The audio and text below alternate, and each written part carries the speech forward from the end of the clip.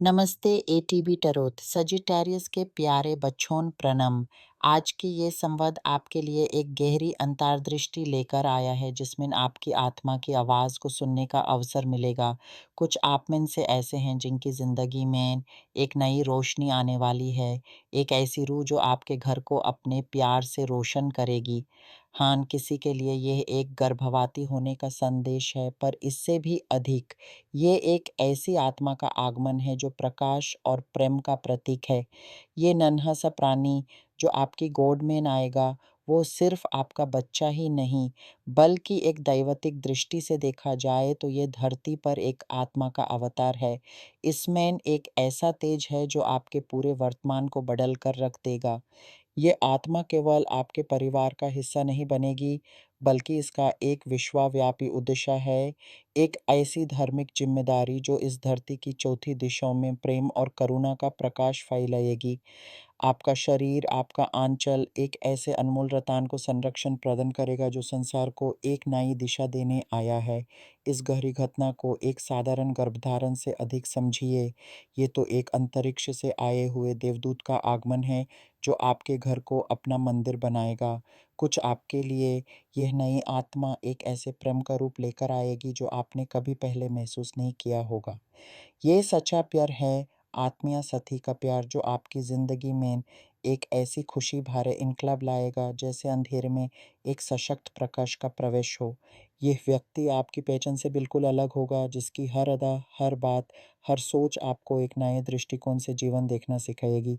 ये प्रेम आपके जीवन के हर कोने में अपनी झिलमिलाती किरणों को बिखेर देगा, हर सांस में एक नई उमंग भर देगा। ये संबंध किसी आम मुलाकात का परिणाम नहीं, बल्कि एक दैविक आदेश से प्रेरित है, जैसे खुद परमात्मा ने आपके हाथ पकड़कर इस रास्ते पर चलने के लिए बुलाया हो। इसकी तैयारी में कई आप ऐसे हैं जो एक विशाल जहरीले रिश्ते से या तो निकल चुके हैं या निकलने की सीमा पर हैं। वो दर्द, वो अकेलापन, वो विश्वासघात, ये सब उस महान प्रेम की भूमिका तैयार कर रहे थे जो अब आपका इंतज़ार कर रहा है। और जो आप बहुत समय से अकेला महसूस कर रहे थे, उनके लिए ये संदेश और भी विशेष है। आपकी प्रतीक्षा अब पूरी होने को है। इससे मिलना मत कहिए, बल्कि इससे फिर से मिलना कहिए, क्योंकि ये तो जन्मों का साथी है जो अनेक युगों से आपके साथ ब्रह्मांड की यात्रा कर चुका है और अब एक उपहार के रूप में लौट आया है। भगवान ने आपके सभी तकलीफों का, आंसुओं का बदला इस अनमोल रतन से देना स्वीकार कर लिया है। ये व्यक्ति आपकी देखभाल के लिए आया है, आपको समझने के लिए, आपके घमौन को अपने प्यार से ढलने के लिए। ये आपके जीवन का एक अति शुभ और संकटपूर्ण काल है, क्योंकि यहाँ सिर्फ प्रेम ही नहीं बल्कि आपकी कुंडली में भाग्य भी चमक रहा है। ये नई आत्मा आपके साथ आपके कुटुंब की तरह सदैव नहीं रहेगी, बल्कि वो आपके लिए सुख, संपत्ति और सफलता की एक नई लहर भी लेकर आएगी। इसलिए भविष्य के प्रति उठिए। चाहे आप सत्ता खेलने के आदी नहीं भी रहे हों, पर इस समय प्रकृति आपको इस ओर आकर्षित कर रही है। किसी भूमि, किसी बिंगो या किसी लक्ष्मी के खेल में अपने मन के अनुसार भग लीजिए। आज के इस समय में संख्याओं का भी महत्व है। संख्या 5, 42, 7 और 17, इनमें एक रहस्य छुपा हुआ है। इन संख्याओं को अपनी जन्म तिथि के अंक, अपने नाम के अंक के साथ मिलाएं और उन्हें अपने आसपास ढूंढें। यह केवल खेल नहीं बल्कि आपके भविष्य को खोलने की एक कुंजी है।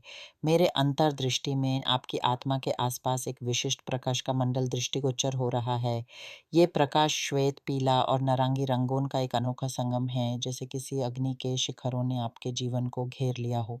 ये तेज आपके अंदर एक नई चेतना, एक नई प्राणवायु भर रहा है, जो किसी बड़े और अचानक परिवर्तन की घोषणा कर रहा है।